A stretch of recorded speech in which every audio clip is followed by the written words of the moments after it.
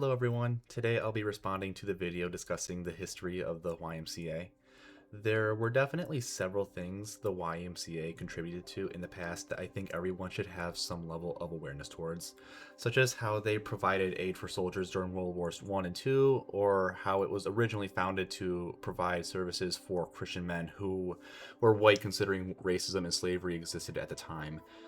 These scenarios are important because it shows how long the YMCA existed for and how much it has changed over time when it comes to inclusivity.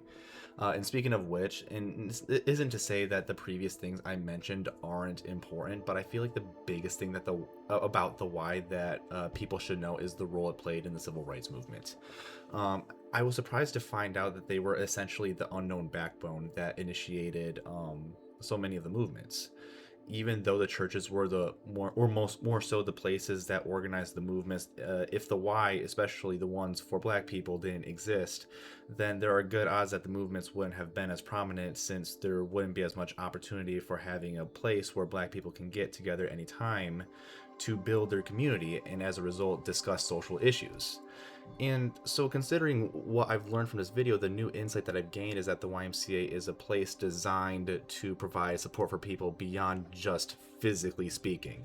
Like, I had the misconception that the Y is primarily just a gym, so to speak, that has additional services along the side. But what I didn't understand is that those other services, whether it's daycare or community gatherings, are just as important. A person's well-being is also based on mental health and spirituality, whatever spirituality means to you, and inclusivity, which is what the things I learned all have in common, in that it tackles those things. And so I'm inspired by this documentary to be more compassionate and helpful to others. This isn't to say that this is something that I struggle with, but it's important to have the reminder every now and then that people are in need of support and understanding that they don't easily have access to. So it's worth taking the time to consistently think about what I can do, whether it's big or small, to be a considerate person.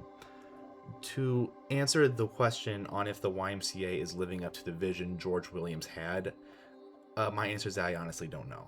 Because I think if Williams looked into the future to see what the YMCA is currently like, he may disapprove of it because it's now less focused on his original mission of serving specifically Christian men. However, that might only be due to him being shaped by the social environment he grew up in. Had he been around in the present day, it's possible that he would have wanted to establish an organization that's more inclusive like the current Y, since I believe he still wanted to establish he wanted to establish something where he could be compassionate in helping his community, no matter what that looks like. And so lastly, I think the present day YMCA, in terms of what I think of it, it isn't perfect, but I still think it's fantastic. I really like the amount of resources that are offered to positively impact the body, mind, and spirit, as they say. My main critique is how they present these resources, though. And maybe this is my own bias, but there's too much emphasis on advertising the working out aspect of the Y, to the point that it's what most people like myself are familiar with, not being as aware of the other resources they offer.